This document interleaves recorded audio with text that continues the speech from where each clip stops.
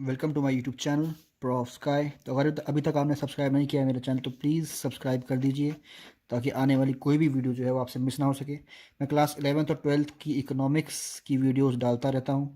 तो ये जो वीडियो है मेरी फ़िलहाल जो है क्लास 11th मैक्रो इकोनॉमिक्स के ऊपर है। हम जो बुक रेफ़र करते हैं वो है संदीप गर्ग। फ़िलहाल हम कर रहे हैं chapter 3 demand from the book Sandeep Garg. तो डिमांड में हमने इससे पिछली वीडियो में पढ़ा था meaning of demand and determinant of demand. आप चाहें तो डिस्क्रिप्शन में देख सकते हैं, मैंने इस वीडियो में के डिस्क्रिप्शन में डाला हुआ है, आप पढ़ सकते हैं। मैंने बहुत अच्छे से एक्सप्लेन किया हिंदी में कि क्या होता है डिमांड और डिटर्मिनेंट्स ऑफ डिमांड और किस तरीके के क्वेश्चन आपसे पूछे जा सकते हैं। इस वीडियो में हम सबसे आसान टॉपिक करेंगे इस चैप्टर का, जो कि है डिमांड फंक्शन, डिमांड शेड्यूल और डिमांड कर्व। ये तीन चीज़ें बहुत आसान है, हम करेंगे ये वाला चैप्टर का ये वाले तीन टॉपिक। तो बिना टाइम वेस्ट करें शुरू करते हैं डिमांड फंक्शन के साथ।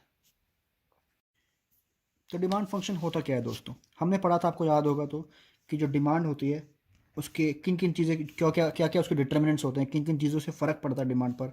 हमने पढ़ा था प्राइस ऑफ द कमोडिटी होता है, प्राइस ऑफ रिलेटेड गुड होता है, और हमने पढ़ा था इनकम ऑफ द कंज्यूमर होता है, और हमने पढ़ा था taste and preference of the consumer, और लास्ट जो हमने पढ़ा था वो है expectation of future price change. ये मेरा हो गया डिमांड। तो ये सब क्या नाम है, आपके डिटर्मिनेंट्स हैं। इन चीज़ों का डिमांड पर असर पड़ता है, फ़र्क पड़ता है। प्राइस ऑफ द कमोडिटी मतलब खुद के प्राइस, उसका खुद का प्राइस जो है उससे फ़र्क पड़ता है डिमांड पर। प्राइस ऑफ रिलेटेड गुड में हमने पढ़ा था सब्स्टिट्यूट और कॉम्प्लीमेंट्री गुड, आपको याद होगा। इनकम ऑफ द कंज्यूमर हमने पढ़ा था नॉर्मल और इन्फीरियर गुड्स, ये भी हमने पढ़ा था पिछली वीडियो में, आप देख सकते हैं अगर आपको भी याद नहीं आ रहा है तो, या फिर आप पहली बार ये वीडियो देख रहे हैं तो।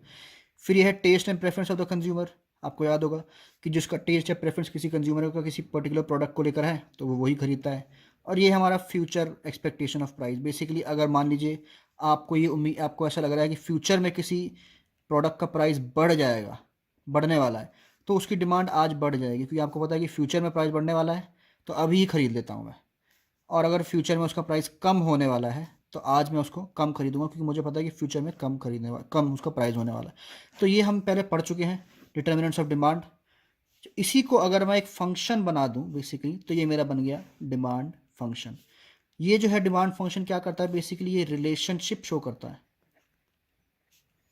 ये वो रिलेशनशिप शो करता है कि भाई डिमांड में और उन चीज़ों में जो कि इसे इम्पैक्ट करती हैं उनके बीच में क्या रिलेशन है, उसे हम कहते हैं डिमांड फंक्शन। सिंपल, ठीक है। ये आपके इनपुट्स हैं, एक तरीके से इन चीज़ों से आपका डिमांड चेंज हो जाएगा। ये इनपुट है, ये आउटपुट है। इन चीज़ों को चेंज करने से आपका डिमांड चेंज, जैसे इनपुट समझ लीजिए कैलकुलेटर में आप डालते हैं, जब 1 2 3 1 × 2 डालते हैं तो ये इनपुट हो गया, इज इक्वल टू 3 आपका आउटपुट हो गया, ठीक है ना। तो ये कैलकुलेटर के वो इनपुट हैं और ये आउटपुट है, इन दोनों के बीच में रिलेशन को समझाता है आपका डिमांड फंक्शन। तो डिमांड फंक्शन की डेफिनेशन क्या हुई दोस्तों, डिमांड फंक्शन की डेफिनेशन हुई, डिमांड फंक्शन शोज ए रिलेशनशिप बिटवीन क्वांटिटी डिमांडेड, ठीक है, for a particular commodity and the factors influencing it, ठीक है ना। ये पढ़ा ना हमने अभी तक कि ये रिलेशनशिप दिखाता है दोस्तों उस चीज़ का, quantity demanded of a particular commodity, उस कमोडिटी का डिमांड और उसको जो फैक्टर्स इन्फ्लुएंस करते हैं, and the factors influencing it, price of related goods, price of the good, income, taste and preference. ये हमारा हो गया डिमांड फंक्शन का ईजी सा डेफिनेशन। जो हमने डिटर्मिनेंट्स में पढ़ा था उसी को हमने बस फंक्शन में डाल दिया है। अब बढ़ते हैं डिमांड स्केड्यूल की तरफ। ये दोस्तों मैंने एक टेबल बनाया है सिर्फ प्राइस और डिमांड का। इसमें क्या है, मैंने बस डिफरेंट प्राइस लेवल लिया है और उससे क्या डिमांड होगी वो लिया है। जब मेरा प्राइस 5 रुपये था तो डिमांड थी 1 रुपये, एक सिर्फ। फिर मेरा प्राइस हुआ, गिर गया, 4 हो गया। जब प्राइस गिर जाएगा तो डिमांड बढ़ जाएगी, तो ये मेरा हो गया 2। फिर मेरा प्राइस और कम हुआ 3 पे, मेरा डिमांड और बढ़ गया। फिर और कम हुआ प्राइस 2, डिमांड हो गई 4। फिर और कम हुआ प्राइस 1, डिमांड हो गई 5। तो जैसे जैसे मेरा प्राइस गिर रहा है मेरा डिमांड बढ़ रहा है, और जैसे जैसे मेरा प्राइस बढ़ता जाएगा डिमांड भी गिरती जाएगी। इनवर्स रिलेशनशिप जो है प्राइस और डिमांड में हमने पिछले वीडियो में पढ़ा है, उसी को अगर टेबुलर फॉर्म में लिख दूं, बस वो आपका डिमांड शेड्यूल है। बेसिकली बस मैंने डिफरेंट लेवल ऑफ प्राइस पे डिफरेंट लेवल ऑफ डिमांड डाल दी है और कुछ नहीं किया, और उसको आगे टेबल बना दिया है। ये हमारा बन गया है डिमांड स्केड्यूल। बहुत ही आसान है दोस्तों। डिफरेंट लेवल ऑफ प्राइस दिया है, उनके अगेंस्ट डिफरेंट क्वांटिटी ली है डिमांड की, और उसके आगे एक टेबल बना दिया है, बस वो मेरा हो गया डिमांड स्केड्यूल। और यही हमारा डिमांड स्केड्यूल का दोस्तों डेफिनेशन है। Demand schedule is a tabular statement. एक टेबुलर स्टेटमेंट है, यहाँ पर टेबल बनाते हैं इसके लिए हम। Showing various quantities of commodity being demanded, अलग अलग डिमांड हमने जो दिखाई थी, at various levels of prices, अलग अलग प्राइजेस पे अलग अलग demand, during a given period of time. दोस्तों ये लिखना बहुत ज़रूरी है, during a given period of time, उस एक टाइम पर हम ये ले रहे हैं। आज 5 रुपये पे, आज मान लीजिए आज 1 लाख का अगर आपके पास एक मोबाइल फ़ोन जो है उसकी डिमांड है 100, कल हो सकता है कि उस 1 लाख पे डिमांड रह जाए 40, कोई भरोसा नहीं है। तो इसलिए हम एक पर्टिकुलर पॉइंट ऑफ टाइम पर देखते हैं ये, ठीक है। तो demand schedule is nothing but a tabular statement of showing various quantities of quantity demanded. Basically tabular statement है जहाँ पर different level of quantity demanded देख रहे हैं eight various levels of price, अलग अलग प्राइस पे उसकी क्या डिमांड होगी वो हम एक पीरियड ऑफ टाइम में देखते हैं, उसी को हम डिमांड शेड्यूल कहते हैं। सिंपल, ये हो गया हमारा दोस्तों डिमांड शेड्यूल। तो डिमांड कर्व क्या है दोस्तों, इसी टेबुलर स्टेटमेंट को अगर मैं कर्व बना दूं तो मेरा वो बन गया demand curve. Demand curve is a graphical representation of a demand schedule, that's it. इसी टेबल को अगर मैंने कर्व एक बना दिया, ग्राफ बना दिया, तो वो मेरा बन जाएगा डिमांड कर्व।